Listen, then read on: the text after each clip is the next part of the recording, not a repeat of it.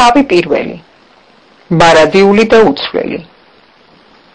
როგორც მოსესთან ვიყავი, ასევე ვიქნები შენთან, არ გამოგეცლები და არ მიგატოვებ. იესო ნავესწე, პირველის მეხუთე. ღმერთის უპირობო პირველობა თავის შექმნილ სამყაროში არის ჭეშმარიტება, რომელიც ნათლადაა მოცემული როგორც ძველ, ასევე ახალ აღთქმაში. აბაკუმ წინასწარმეტყველი აღტაცებული ასე უგალობს უზენაეს. განა უკუნისიდან არა ხარ უფალო ჩემო ღმერთო, ჩემო წმინდა. 1:12. მისი პირველადობა და უსაწყისობა დიდი გულდასმითა და სიზუსტით იოანე მოციქულის სახარების პირველივე ბზკარებშია გადმოცემული, სადაც ყოველ სიტყვაში სული წმინდით ღრმა აზრია ჩადებული. დასაბამიდან იყო სიტყვა და სიტყვა იყო ღმერთთან და სიტყვა იყო ღმერთი. ის იყო დასაბამიდან ღმერთთან. ყველაფერი მის მიერ შეიქმნა და უიმისოდ არაფერი შექმნილა, რაც კი შეიქმნა. იოანე, თავი პირველი, 1-დან 3-ის ჩათვლით. ეს ჭეშმარიტება იმდენად მნიშვნელოვანია ღმერთზე და ჩვენს თავზე სწორი წარმოდგენისათვის, რომ რაც არ უნდა ძლიერად გავუსვათ მას ხაზი, ისი ანაბეჭდი ჩვენს გონებაში მაინც ძალზედ ფერმფრთალი აღმოჩნდება. დასაბამიდან ღმერთის მარადიულობა და უცვლელობა მისი მზრუნველი დამოკიდებულებისა ცოდვილი ადამიანის მიმართ არის ჭეშმარიტება, რომლის შესახებაც ყველა მოწყის, თითქოს იგი ნებისმიერი რელიგიური პიროვნების საკუთრება ყოფილიყოს. მაგრამ სწორედ იმის გამო, რომ ეს ჭეშმარიტება ასე საზოგადოდაა ცნობილი, ბევრი ჩვენგანი სამწუხაროდ ნაკლებ მნიშვნელობას ანიჭებს მას. თუ როგორ იზიარებს იგი უღირს და ბედს, აბუჩა დაგდებული ქოულრიჯი ხატოვნად წერდა. ჭეშმარიტებები, მათ შორის ყველაზე მეტად მოგრძალებული შიშის მომგვრელნი და სასიცოცხლო მნიშვნელობისანი, მიჩნეულნი ხდებიან იმდენად ნაცნობ ჭეშმარიტებებად, რომ ისინი თითქოს ჩვენს თვალში კარგავენ თავის ძალას და სხვა ამაზრზენ და უკადრის შეცდომებთან ერთად სარეცელზე მიჯაჭვულნი აღმოჩნდებიან ჩვენი სულის ერთ-ერთ მიყრუებულ საგანში. უზენაესის პირველადობა ამ ერთ-ერთ დამბლად დაცემულ და საწოლს მიჯაჭვულ ჭეშმარიტებად არის სავალალო დღესდღეობით ქცეული. ჩემი ძლიერი სურვილია, თუ კი რამ შესაძლებელია, ყველაფერი გავაკეთო, რათა გამოვიხსნა იგი ამ აბუჩად აგდებული მდგომარეობიდან, რომელშიც იგი თითქოს და საყოველთაოდ, მაგრამ ზედაპირულად აღიარების გამო მოხვდა. უგულებელყოფილი ქრისტიანული ჭეშმარიტებების კვლავაც გაცოცხლება შესაძლებელია მხოლოდ ლოცვითა და ხანგრძლივი ჭვეტა მედიტაციით. უნდა მოხდეს მათი გამოცალკევება ჩვენი ბურუსით მოცული, უწესრიგოდ დახვავებული აუარება წარმოდგენებისა და ფიქრებისაგან, რითაც ასე სავსეა ჩვენი გონება. ადამიანის ცოდვილი ბუნება ხომ ჩვეულია ამაო ფიქრების გამუდმებითა და შეუპოვრობით სულ ყურადღების ცენტრში მოთავსებას. ნებისმიერი მოვლენისათვის თუ ფაქტისთვის ღმერთი ის დიდებული წინამორბედია, რომელშიც ყველაფერი სათავეს იღებს უცილობელ წინაპირობად. მხოლოდ იმიტომ, რომ ის არსებობს, აქედან გამომდინარე ჩვენც ვართ. ჩვენი და არა მარტო ჩვენი, ყველაფრის მყოფადობა მთლიანად მასზეა დამოკიდებული. უიმისოდ, ნებისმიერი რამ, ყოველ წარმოუდგენელი და სრულიად შეუძლებელია დასაბამიდან. იგი არის თავისი დიდებულებით თრთოლვის მომგვრელი, უსაწყისო, თვითმყოფადი, თავის თავში მიზეზის მქონე და თვითსაკმარისი. ამ სიტყვის ფილოსოფიური გაგებით. ფავერი ამას ნათლად ხედავდა, როცა მის სახელს დიდებით მოსავდა და თავის საგალობელს ჰიმნად უძღვნიდა ღმერთის მარადიულობას. ვინ გაიხსენებს შენს სიჭაბუკეს, უფალო ღმერთო? თვითსასრულობა დასაწყისის გარეშე შენ ხარ. შენი დიდება შენშივე სუფევს უზენაესო და მაინც მშვიდ და ნეტარგულში მოიპოვები. ვინ დაახვალოს გარეგნულად წლები შენს მიმართ, ან უკუნითი მოითვლის განაძირძველ შენს ასაკს, რადგან შენახად ძვირფასო ღმერთო, თვით დიდებული შენი უსასრულო მარადისობა. ნუ გამოტოვებთ ამ ბწკარებს და თქვენი გონება და ნუ აისხლეთ მის არს, თითქოს ეს ერთ-ერთი რიგითი ლექსი ყოფილიყოს. ცნობილია, რომ მორწმუნის აღქმის უნარი განაპირობებს თვისებრივ განსხვავებას ნებარე ქრისტიანულ ცხოვრებასა და ჩვეულებრივ რიგით ყოფას შორის. ამ ჰიმნის სულ რამდენიმე ხაზში მოცემული ჭეშმარიტებანი, როგორც იაკობის მიერ სიზმარში ნანახი კიბის საფეხურები, დაბადება 28:12, უფლისკენ მიუძღვებიან. თავად შემოქმედი კი ამ კიბის თავში დგას და სიყვარულით გველოდება.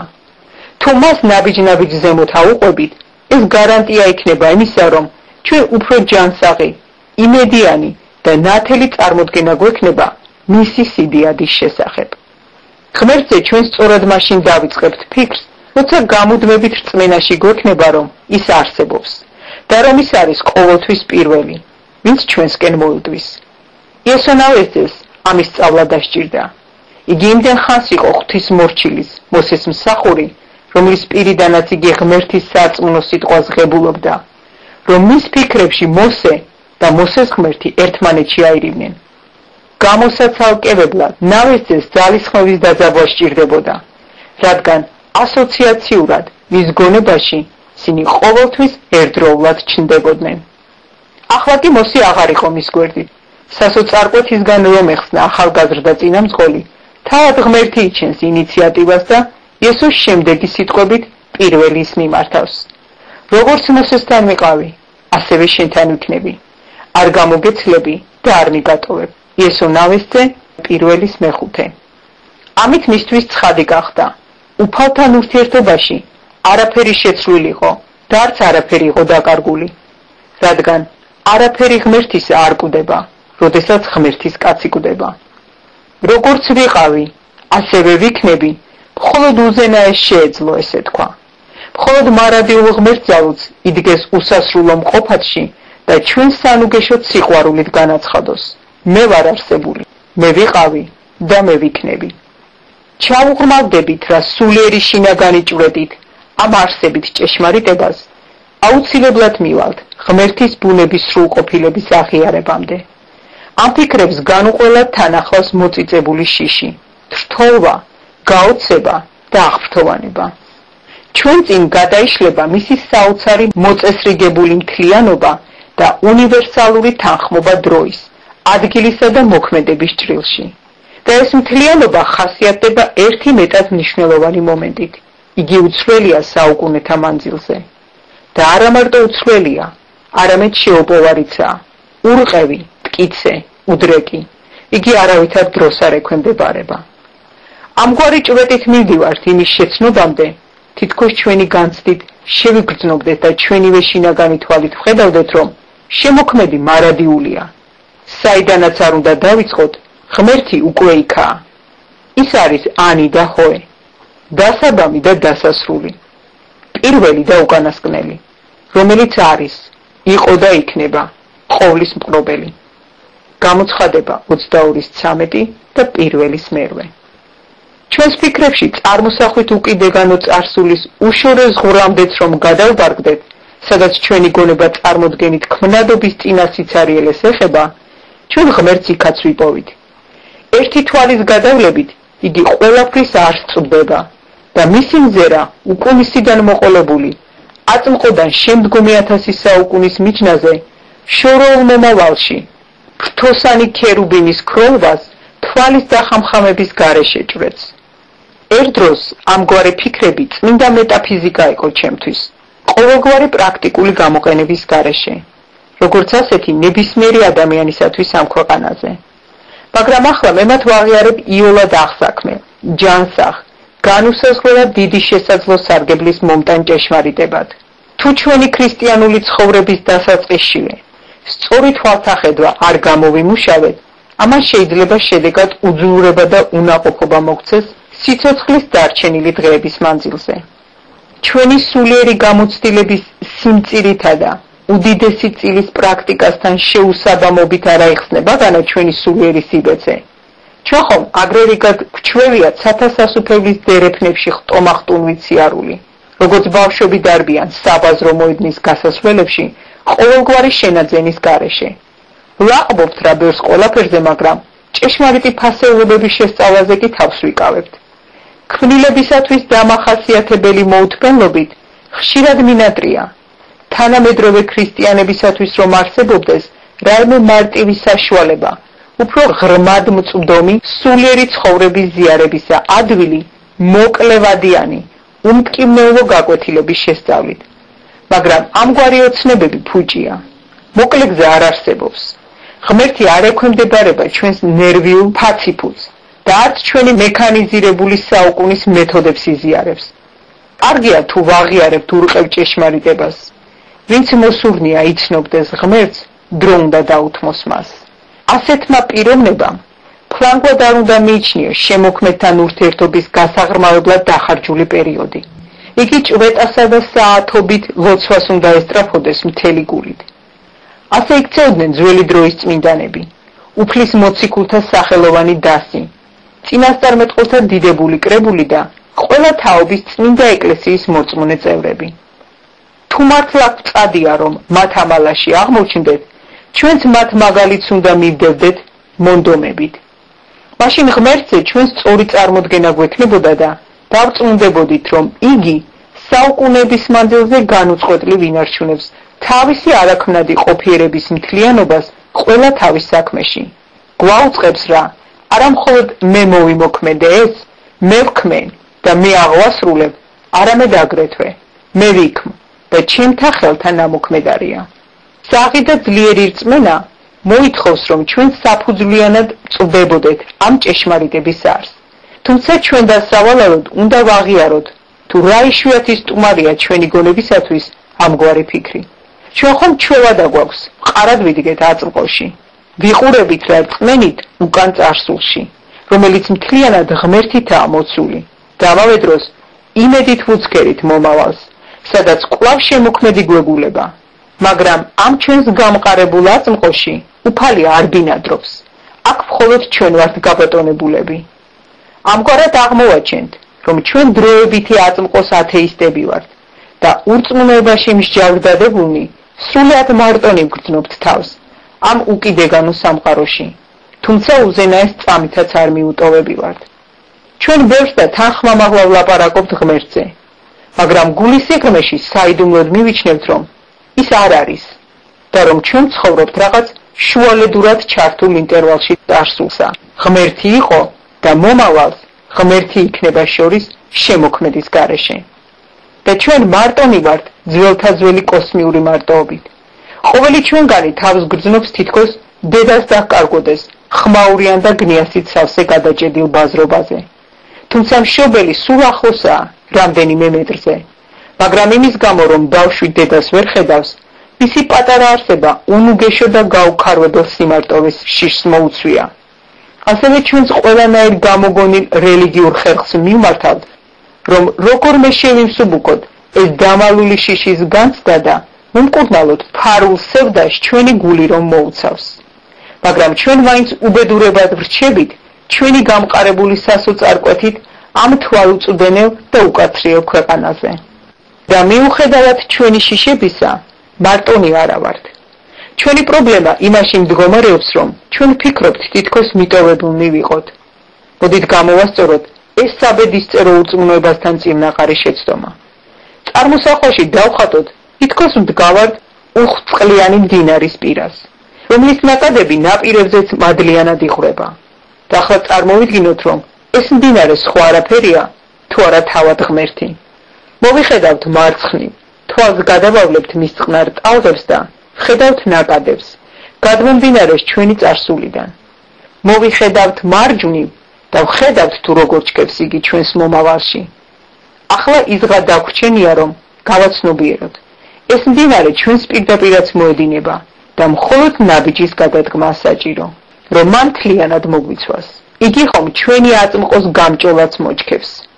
და დღევანდელ დღეს ის იგივეა, რაც გუშინ იყო. არც მეტი და არც ნაკლები. სწორედ იგივე მდინარე, ყველანაირი განსხვავების გარეშე. უწყოტად დენადი, მარადიული და უცვლელი. კვლავად ძლიერი, შეუმცირებელი და ენერგიული. ღირსეულად და სუვერენულად მოედინება რა აწმყოდან ჩვენს ხვალინგელში. სადაც კი რწმენა გულწრფელია, თუ კი გამოცდით დადასტურდა, რომ ის უეჭველია და ნამდვილი, მას უცვლელად თანახავს იმის განცდა, რომ ღმერთი აწმყოშია და ის განუხრელად გვესწრება. წმინდა წერილებში ხაზგასმითაა გამოკვეთილი შეგრძნება ცოცხალ და რეალურ პიროვნებასთან ურთიერთობისა. ბიბლიის პერსონაჟები ესაუბრებოდნენ ღმერთს. ისინი ელაპარაკებოდნენ უფალს და ისიც უსმენდა მათ და პასუხობდა მათთვის აღსაქმელი სიტყვებით. წმენის ადამიანებს პირისპირ ურთიერთობა ჰქონდათ შემოქმედთან და მათი სიტყვები და საქმეები გასხივოსნებული იყო კაშკაშა და ბრწყინავი რეალობის შეგრძნებით. წინასწარმეტყველები ამა ქვეყნისა ურწმუნო ფსიქოლოგები, რომლებიც სინათლის ბრმა მაძებრები არიან, მათ სინათლეს კი არაფერი საერთო არ აქვს ღმერთის ნათელთან, ბოლოს და ბოლოს რელიგიური გამოცდილებით იძულებულნი გახდნენ ეღიარებინათ, რომ არის რაღაც, რაც ობიექტურ რეალობაში შეგრძნებით ვლინდება ხოლმე. რა თქმა უნდა, გაცილებით უკეთესი იქნებოდა კიდევ უფრო ცოტათი შორს წასულიყვნენ და ვიღაც მაინც ეღიარებინათ. ეს ის ვიღაც არის, ვისითაც პირველი საუკუნის ქრისტეს ეკლესიის წევრები სასწაულებრივად იყვნენ ახსნილნი. საზეიმო აღტაცებულობის განცდა ხომ აგრევი გადნაცნობი იყო ადრეული მოწაფეებისათვის. მათი ეს გრძნობა მყარად იყო დაფუძნებული იმის რწმენაზე, რომ ღმერთი მათ შორის იყო. მოციქულებმა იცოდნენ, რომ მისი უდიდებულესობა ზეციდან მათ პირისპირ იმყოფებოდა ახლა მიწაზე და ისინი უშუალოდ ღმერთის წინაშე იდგნენ. ისტორიამ შემოგვინახა ქვეყნიერების საოცრებანი და ადამიანის შეზღუდული გონებისთვის აუხსნელი სასწაულები, როგორიცაა რწმენის ძალა, დაიპყროს მსმენელის ყურადღება და ეს ინტერესი სიცოცხლის ბოლომდე შეინარჩუნოს. ან კიდევ უნარი გამოცვალოს ცოდვილი ადამიანის ბუნება, მოახდინოს მისი ძირეული ტრანსფორმაცია, აღამაღლოს იგი, აღავსოს კონტროლს დაუქვემდებარებადი მორალური ნეტარებით და ღვთისმადიდებელი გალობითა და უფლისმიერი სიმშვიდით გაუშვას ციხეში თუ ეშაფოთზე. ჩვენს მორწმუნე მამებს მოუყოლიათ და ამას ჩვენი გულიც ადასტურებს, თუ რაოდენ კარგია იმის განცდა, რომ ნამდვილად არის ის დალოცვილი ვიღაც. ამის რწმენა უმნებსა და მოუწყვლელს ხდის ჭეშმარიტ რელიგიას კრიტიკული თავდასხმებისათვის. ის იცავს გონებას დაცემისა და დაღუპვისაგან მტრის გააფთრებული შეტევებისას. მათ ვინც აწმყოში მოცემულ არსებულ ღმერთს ეთაყვანებიან, შეუძლიათ იგნორირება გაუწიონ ურწმუნო კაცის დავასა და კამაც. ყოვლის მყრობელი და ყოვლის მომცველი, ყველგან არსებული ღმერთის მორწმუნეთა თვით დამადასტურებელი გამოცდილება არც დავას საჭიროებს და არც მტკიცებებს. ის, რასაც ისინი სულით ხედავენ და გულით ისმენენ, აღემატება და დიდი უპირატესობით ჯაბნის მერყეობასა დაეჭვებს. ასე რომ ისინი სრულიად შეუღწეველნი და დაუმარცხებელნი ხდებიან დასაღუპავად გამიზნული პაექრობებისათვის. ზოგიერთები, ვინც ღვთის სიტყვის მასწავლებლობაზე პრეტენზიას აცხადებენ, არ კი იციან, რას ლაპარაკობენ, ან რას ამტკიცებენ, მთელ აქცენტს შიშველ რწმენაზე აკეთებენ. თითქოს ეს ყოფილიყო სულიერი ჭეშმარიტებების შეცნობის ერთადერთი გზა. ისინი ამით წმინდა წერილებში სარწმუნოდ მოცემულ განაჩენის გარდაუვალობას გულისხმობენ. უნდა აღინიშნოს, რომ ამ განაჩენის უტყუარობას მათთან ერთად ეშმაკებიც იზიარებენ. მაგრამ ის, ვინც სული წმინდის მიერ ცოტათი მაინც არის განათლებული, სასტიკად აუმხედრდება ამგვარ დამახინჯებას. ის იტყვის, მე თავად მოვისმინე ღმერთისგან და ჩავუკვირდი რა, ვიხილე მისი ნამუქმედარი. რაღა მესაქმება კერპებთან? ამგვარი რწმენით ახსავსი ადამიანს უკვე აღარ შეუძლია უყვარდეს ღმერთი მხოლოდ იმიტომ, რომ მისი რეალობა ტექსტიდან დედუქციით გამოიყვანება. იგი ხვეწნავედრებას არ მოაკლებს და უფლის ისეთ ცოდნას დაეწაფება გზნებარე და დაჟინებული სურვილით, რომელიც სიტყვების მიღმაა, რათა უფრო ახლო, ინტიმური ურთიერთობა იქონიოს შემოქმედთან. ეძებო ღვთაება მხოლოდ წიგნებში და უბრალო ჩანაწერებში, ეს იგივეა, რაც მოიკითხო ცოცხალი მკვდართა შორის. სამწუხაროდ და ჩვენ დასავალალოდ, ნამდვილად ამაოდ, ხშირად ჩვენ სწორედ ასე ვიქცევით. თითქოს მისი ჭეშმარიტება სამარხში განისვენებდეს და არა ხელთუქმნელ ტაძარში იყოს დავანებული. ღმერთი საუკეთესოდ მაშინ შეიცნობა, როცა იგი თავად გადაწყვეტს, ინტელექტუალურად შეეხოს ჩვენს გონებას. აღმოჩნდებით კი ჩვენ ამისთვის მუდამ მზადმყოფნი? ჩვენ ჩვენი თვალებით უნდა ვიხილოთ, ჩვენივე საკუთარი ყურებით მოვისმინოთ და ჩვენი ხელებით სულიერად ჩავეჭიდოთ სიცოცხლის სიტყვას. ღმერთის შეხებას ჩვენ სულთან და მისი არსებობის განცდას ვერაფერი ჩაენაცვლება. ჭეშმარიტ რწმენას ღვთიურ საქმეთა ხორცშესხმა მოსდევს შედეგად. რწმენა არასოდეს არ არის უბრალოდ გონების ტვინისმიერი ოპერაციების ერთობლიობა ტექსტის ასო შესწავლაზე დაყრდნობი. სადაც ნამდვილი რწმენაა, იქ ღვთისშეცნობაცაა. ეს ცნობიერების მიერ დადასტურებული ფაქტია, რომელიც ყოველგვარი ლოგიკური დასკვნების გამოტანის გარეშეა სახეზე. წარმოიდგინეთ, რომ ადამიანი შუაღამისას უცებ იღვიძებს უკუნეთ წყდიათში და ფაჩუნზე ხვდება, რომ ვიღაც არის ოთახში. როდესაც მან იცის, რომ ეს უხილავი არსება მისი საყვარელი ოჯახის წევრია, ვისაც სრული უფლება აქვს, რომ იმ ოთახში იმყოფებოდეს, მაშინ მისი გული ჩუმი ნეტარების გრძნობით ივსება.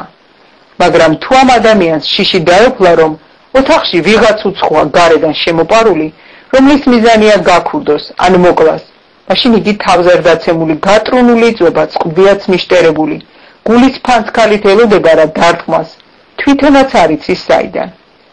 განსხვავება გამოცდილებასა და გამოცდილების არქონას შორის მდგომარეობს სწორედ ამგვარ მძაფრ განცდაში იმისა, რომ აქვე სულ ახლოს არის ის დიდებული ვიღაც.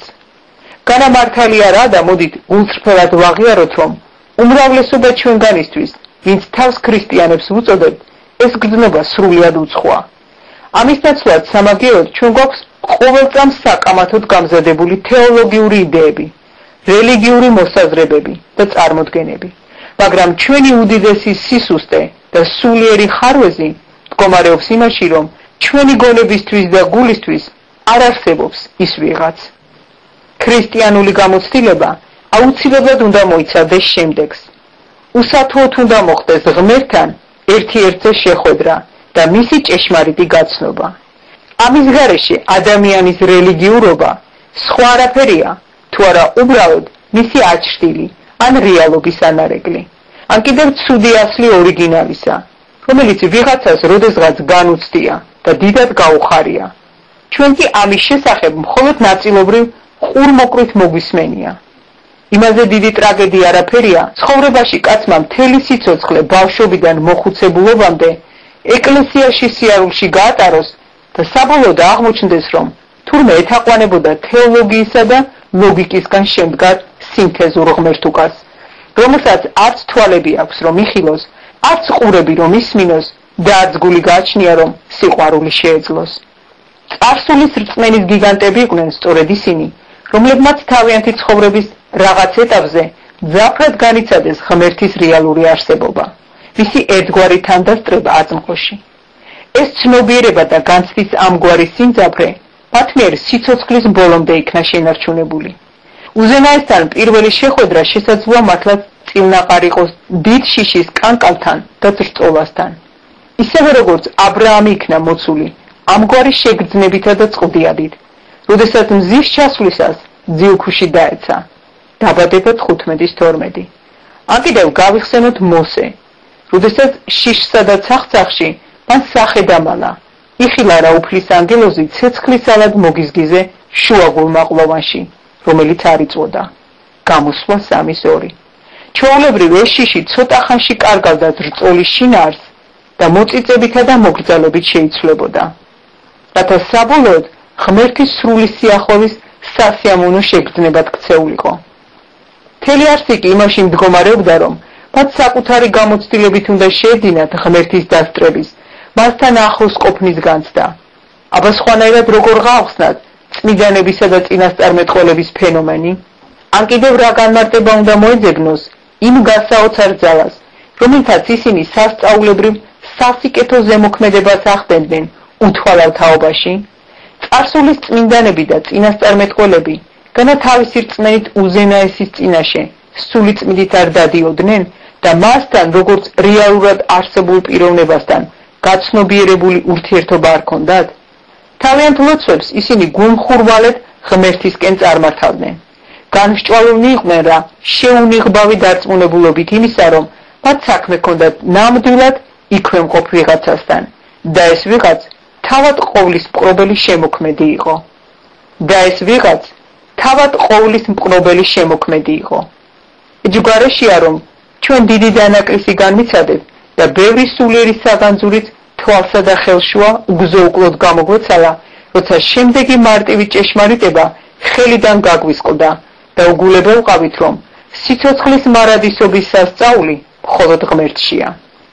შექმნა რა სიცოცხლე ღმერთს არ მოუსროლია იგი თავიდან, როგორც განხიბლული, ფხუკიანი მხატვარი მოეპყრებოდა თავის ნაკლულ და ხინჯიან ტილოს. მთელი სიცოცხლე მასშია, მისი წიაღიდან იღებს სათავეს, მისგან გამომდინარეობს და მასვე უბრუნდება, როგორც დენადი უხილავი ზღვა, რომლის თავწყარო შადრევანიც თავადვეა. საუკუნო მარადიული სიცოცხლე, რომელიც მამა ღმერთთან იყო, ახლა მორწმუნე კაცის საკუთრება გახდა. და ეს სიცოცხლე არა მხოლოდ უძვირფასესი საჩუქარია შემოქმედისგან, არამედ თავად ღმერთია უზენაესი. გამოსყიდვა არ არის ის უცნაური აქტი, რომლის შესახებაც თითქოს და ღმერთმა რაღაც მომენტში ნაუცბათევად მიიღო გადაწყვეტილება. გადაუხვიარა თავის ძირითად გზას მის აღსასრულებლად, არამედ პირიქით და კიდევ უკეთესი, გამოსყიდვა არის იმგვარი აქტი, რომელიც ღმერთს სისრულეში მოყავს სულ სხვა და სრულიად ახალ სფეროში. უფალი მას ადამიანური კატასტროფებისა და მარცხის ფონზე აღასრულებს. მორწმუნის სულის აღორძინება არის ღმერთის ყველა საქმის რეზიუმირება, ერთგვარი დაგვირგვინება და სრული შეჯამება სამყაროს შექმნიდან მოყოლებული დღემდე. თვალში მოსახვედრია ის პარალელი, რომელიც ძველ აღთქმაში აღწერილ შესაქმესა და ახალ აღთქმაში მოცემულ სულის აღორძინება განახლებას შორის გაივლება. მაგალითად, განა შეიძლება უფრო უკეთესი განმარტება მიეცეს დაღუპული სულის მდგომარეობას, ვიდრე უსახო და უდაბური და იყო ბნელი უფსკრულის პირზე, ან კიდევ, აბა სცადეთ და უფრო სრულყოფილად გადმოეცით ღმერთის შემბრალე გულის დაუოკებელი სწრაფვა და წყურვილი გამოეშროს დაღუპული სულის გადასარჩენად, ვიდრე ეს შემდეგ სიტყვებშია.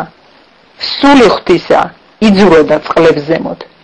რომელიც წყარო გამოაშუქებდა ცოდვით სუდარა გადაფარებულ სულზე იმ მაცოცხლებელ ნათელს, ღმერთს რომ არ ეთქვა და იყოს ნათელი, მის სიტყვაზე ნათელი გამოფრწყინდება და ცოდვილი კაციც მისი მადლით სიკვდილიდან სიცოცხლეში აღორძინდება, რათა დაეწაფოს მარადიულ ნეტარ სიცოცხლეს და გახვეს ამ სამყაროს ჭეშმარიტ ნათელს.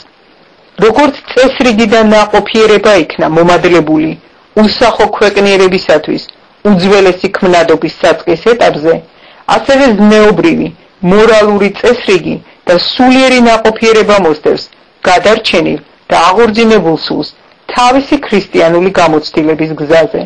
და ჩვენ ვიცით, რომ ღმერთი იგივეა.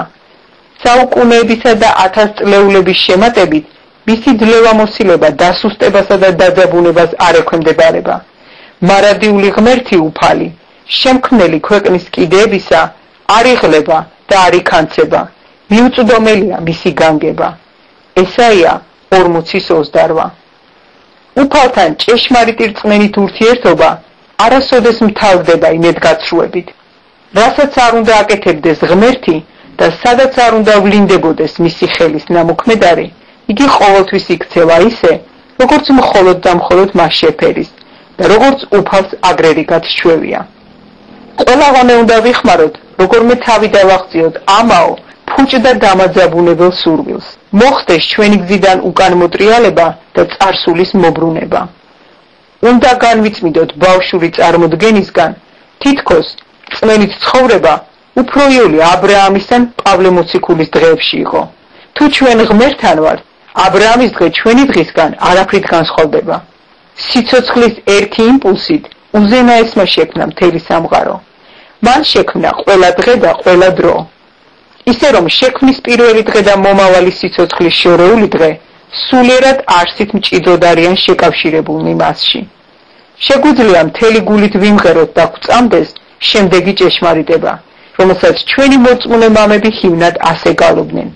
მარადისობა მთელი თვისი ურიცხვი წლებით გარინდებული დგას შენს წინაშე, დიადო ღმერთო. არაფერია ხანდაზმული, ასაკოვანი არ გიჩანს არც რა, თუმცა არც რაიმე ახალია შენთვის, მე უფევ ჩემო.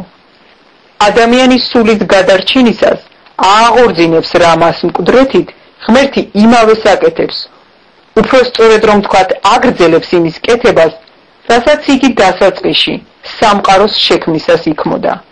მისთვის ყოველი გამოსყიდული სული იგივეა, რაც ახლად შექმნილი სამყარო, სადაც უზენაესი ახორციელებს და სისრულეში მოყავს თავისი დალოცვილი, კურთხეული და საამო ძველი შემოქმედებითი აქტი. ჩვენ, ვინც გამოცდილებით შევიძინეთ ცოდნა ღმერთის შესახებ, შეგვიძლია ვიხაროთ და ვინეტაროთ, რადგან ჩვენ დღევანდელ დღეს ღმერთში გვაქვს ყველაფერი ის, რაც აბრაამს, დავითს ან პავლე მოციქულს ჰქონდათ წარსულში. და თვით ანგელოზებიც კი, რომლებიც ღმერთს მისი ტახტრევნის წინ უგალობენ, იმაზე უმეტეს ვერ მიიღებენ, ვიდრე ჩვენ და არც არაფერი სურთ ღმერთის გარეშე. ყველაფერი უფლისაა. ყოველივე ღმერთის ნამოქმედარი კი ჩვენთვისაა და მათთვის, ვისთან ერთადაც ჩვენ მის მიერ მომადლებულ გადარჩენას ვიზიარებთ. გასიგრძე განებული გვაქვს რა, რომ ცალად ჩვენ ღმერთის გარეშე არაფერს ვიმსახურებთ და ყოვლად უღირსი არსებები ვართ. მაინც იესოს სისხლით შეგვიძლია თამამად დავიკავოთ ჩვენი ადგილი ღმერთის ყოვლის მომცველ სიყვარულში. უღარიბეს და უსუსტეს ჩვენ შორის ყოველგვარი შეურაცხმყოფელი თავხედობის გარეშე შეუძლია თავისად იგულოს წმინდა ღვთაების აღუწერელი სიმდიდრე იმადლით, რომელიც ასე უხვად მოგვეცა შემოქმედისგან. ასევე მეც ძალმით თამამად განვაცხადო ჩემი უფლება ყოველივეზე, რაც ღმერთისაა, რადგან ვიცი, რომ უსასრულო ღმერთს შეუძლია მთლიანად გასცეს თავისი თავი ყოველი თავისი შვილისთვის. იგი არ ანაწილებს თავის სიდიადეს თითოეულზე, რომ ყველას რაღაც წილი ერგოს. არა, იგი სრული სისავსით მთლიანად ეძლევა თითოეულს, ცალკე აღებულს, თითქოს სხვა არც ყოფილიყოს. რაოდენ დიდია განსხვავება განზოგადებულობასა და ინდივიდუალურ დამოკიდებულებას შორის. რამდენისთვის ეს პირველი განზოგადებულობა ყალბი თავდაბლობისა და ურწმუნოების ხაფანდის დამგები ცნებებში გამხლართავი და თავგზის ამბნევი გამხდარა. ჩვენ უკვე აღარა ვართ რაღაც საერთო, ზოგადი მასა ადამიანებისა, არამედ ღმერთთან მიმართებაში წავდგებით პიროვნულად, სახელდებით. უკვე ყოველგვარი შიშის გარეშე შეგვიძლია ვეხმაროთ პირველი პირის ნაცვალსახელები, მე მწამს, ჩემი მხსნელი და ამავე დროს ღმერთის მეგობრებთან ერთად თავი მივაკუთვნოთ წმინდა სამებას, ვისგანაც ეგზომ დიდი სითამამე გვაქვს. ამის შემდეგ უკვე ცხადი ხდება, რომ ის, რაც ღმერთმა გააკეთა თითოეული ჩვენგანისათვის ცალკე აღებული და მადლიერებით სავსე გულს ემღერება. ჩემთვის შეიმოსე შენ უფალო სინათლით, როგორც ბრწყინვალე მოსასხამით გადაჭიმე ცანით სათანი, როგორც ზეციური ფარდის საბურველი და დააფუძნე მყარი მიწისა. ჩემთვის დაადგინე შენ მთვარე, დროისა და სეზონების სამართავად და მზემაც იცის თავისი დასავალი. ჩემთვის შექმენი ყოველი ცხოველი მიწისა თავისი გვარის და მიხედვით და ყოველი მცენარე თესლის მატარებელი და ყოველი ხე თავისი ნაყოფის გამომღები. ჩემთვის წერდა წინასწარმეტყველი და ჩემთვის გალობდა მეფსალმუნე. ჩემთვის ქადაგებდნენ ღვთისწმინდა ადამიანები, როდესაც მათზე სული წმიდა გადმოდიოდა. ჩემთვის მოკვდა ქრისტე და მისი სიკვდილით ბოძებული, ცოდვისაგან გამომხსნელი წყალობანი სამარაჯამოდ იქნა ჩაწერილი კაცობრიობის ისტორიაში, როგორც გონებით აუხსნელი და ენით აუწერელი სასწაული, რომელიც ზუსტად ისეთივე ეფექტური და ქმედითია დღეს, როგორიც ეს იყო მაშინ, როდესაც მან თავი დახარა და სული განუტევა ჯვარზე ჩემთვის. და როდესაც იგი აღდგა მესამე დღეს, ეს იყო ჩემთვის. ასევე სწორედ ჩემთვის იყო, რომ მან გადმოღვარა თავის მოწაფეებზე აღთქმული სული წმიდა, რათა ჩემში გაეგრძელებინა ის წმიდა საქმე, ეს კურთხეული შემოქმედებითი მუშაობა, რომელიც მან ჩემს მიმართ ასეთი მშობლიური რუდუნებითა და სიყვარულით თავისი კეთილინებით შესაქმეს პირველ დილას წამოიწყო.